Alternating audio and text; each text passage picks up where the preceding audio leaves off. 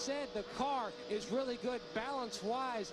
Not talking about what kind of adjustments, but a lot of guys are talking about. If we get a caution from 0 to 15 laps into a run, teams are talking about the two-tire scenario, but they've got to be very careful. Trouble. Oh, trouble. Back straight away. One car sliding toward the wall and stops short. Boris said the 60 car had to race his way in. Nothing. In the grass in the back straightaway. You all right, Boris? Caution will wave. First caution of the day, and it looked to be as if it could have been a single-car incident. The veteran road racing champion is going to run half a dozen or so cup races in a car from out of Jack Rouse's shops. We've seen so much trouble off of turn 2, and again, we'll just point out it's a lot to do with the wind, and then, of course, you come down off of turn 2 out of the banking over there, the track really flattens out as you come down out of the banking. Watch the number 60, bottom of your screen. On the bottom. Wow. It just looked like that car had that four-wheel drift up off the corner onto the backstretch. It's almost what happened to Michael in the qualifying race when he got into Dale Jr. That thing just took off, baby. Of oil. Well, let's go back to where all this started. And then we have the dust up on pit road as you see Tony Stewart. Kyle Petty, debris came off Kyle's car when he had a tire problem. Tony ran over some of it. And then this. That's serious right there. That's that right front fender that he had problems with in the qualifying race. And the butt shootout, I'm sorry, that he had to get fixed before he could run very well. And it also blocked Tony Stewart in a 20 car. He almost was involved in that, but they were heads up enough to stop. And that's whose shoulders I put this whole thing on. That driver can't make that call buckled in that race car. It has to be on the shoulders of the crew chiefs and the spotters. The big side headrests on these cars to protect the drivers, give them very little peripheral vision. Now you see what happened to Kyle Petty. A right rear tire let go and just shredded and sent itself through the sheet metal. Some of that ended up on the track. Guys, we got a tire wrapped around the housing. You've got to get that off, okay? That's Kyle's spotter. And after Kyle dropped that tire and those metal pieces, look at Tony Stewart, top of your screen, running right over it. I'm surprised the spotter didn't give my heads up on that. Maybe he did and we don't hear it, but I'm surprised. Oh, there goes Tony. Oh my goodness.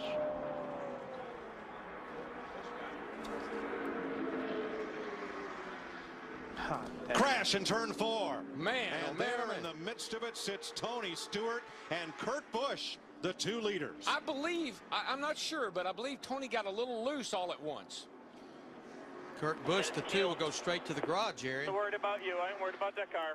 That was Greg Zipadelli, Stewart's crew chief. And the strongest Chevy and the strongest Dodge in Daytona are wrecked. Let's watch it. I don't know if Kurt got into the back of Tony or not. Let's wait till we get around here and see. Tony's car just Tony hit the apron. He got down on the apron. He got a little bit loose. Kurt was all over the back of him, and there he goes. Tony's dropped the window net on his car. That's a signal to safety workers that he is okay. Watch the yellow line. Yeah, watch the left front tire. He gets it on the apron just a little bit. You see the car wiggle, and he gets loose. He's got to probably lift out of the throttle a tad. And here comes Kurt. Cannot get off of him. They make contact. And then once Tony gets sideways, nowhere for Kurt Busch and the 2 to go. What a shame. Goes under him. Mark gave him some room, and there they go. There's Jimmy Johnson, the 48 car. Here we go. Tony Raines with him. Denny Hamlin. That was inevitable. It had to happen. You can't be this late in the race, be bunched up like that and not have trouble. Holy cow, did you see that shot? Snapped his head around. Thank goodness for those big headrests. Caution is out for the 3rd time today. Rudiman. David Rudiman crashed. There's several more back there. And this all started somewhere back about the 15th place. They're breaking down. Jimmy Johnson, last year's winner and the series champion. Crashed. He's okay. He's trying to get it cranked up and hopefully get it back to the pits. Watch 66 in the middle. Nope, it's in front of him. It's 48 car just lost it. Gosh.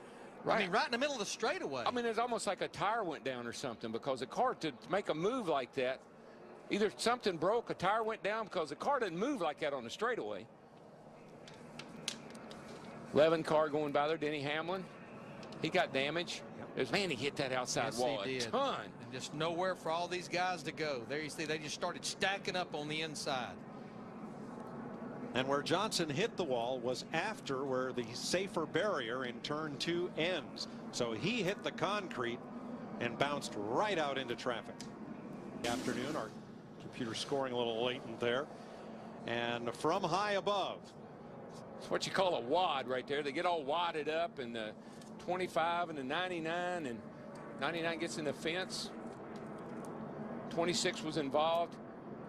Jamie McMurray in the 26, Carl Edwards in the 99. See Joe Nemechek in the 13, bumps into Carl, but in the meantime, this was not quite what brought out the caution. Watch the yellow cat car. He gets forced into the pit lane. Here's what I don't think he realizes. He's got a flat right front tire. 150 miles an hour. Blaney is trying to scrub off speed. And just nowhere for Ken Schrader, the 21 car, to go. Or Boyer in the 07 car. I don't think he realized he had a flat tire, and when he got to the end of pit road, he couldn't turn. Came right out in front of Ken Schrader. Clint Boyer also damaged, and Schrader's Little Debbie's car is a wreck. Remember, Schrader and Buddy Baker were the 2 drivers to win on Sunday and then on Thursday and have a shot to win the 500. To go in the Daytona 500. What do you think? Oh, there's a car in trouble. Jamie McMurray, the 26 car, bounces off the outside wall. And around they go. Ricky Rudd, the 88 car. Caution will be out. Dale Earnhardt Jr. And remember, when the caution comes out, at the moment of caution, the field is frozen. What do we got? 5 laps to go, before to go this time. It looks like we may get a green-white checkered here. McMurray is done. Rudd and Earnhardt trying to make it back to the pits.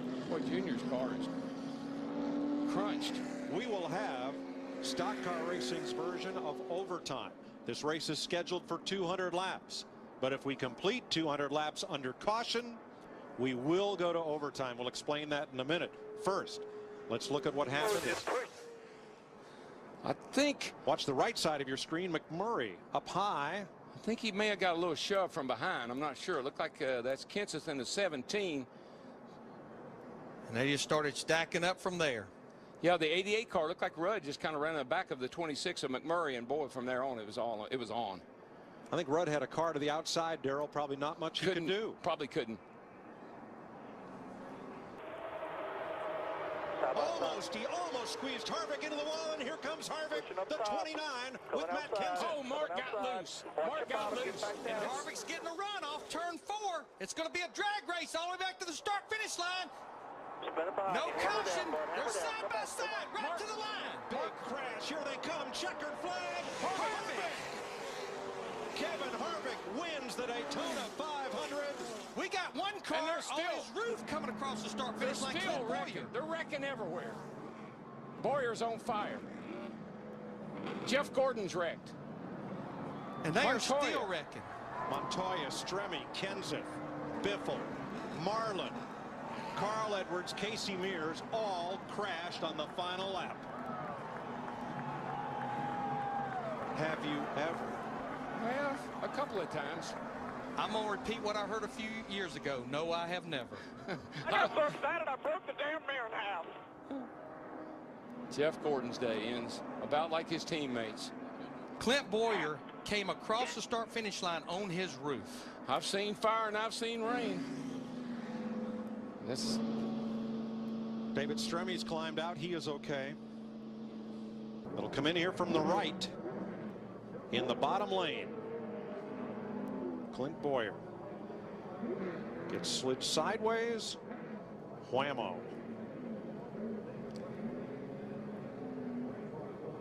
And he'll cross the start-finish line unofficially upside down in the 18th position.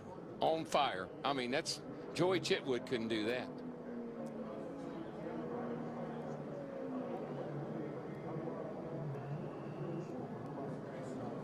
Boyer making a hasty exit through a small window opening. That's one of the things that's going to be addressed by the car of tomorrow. Yeah, I'm just glad he's landed back on his wheels with that fire, because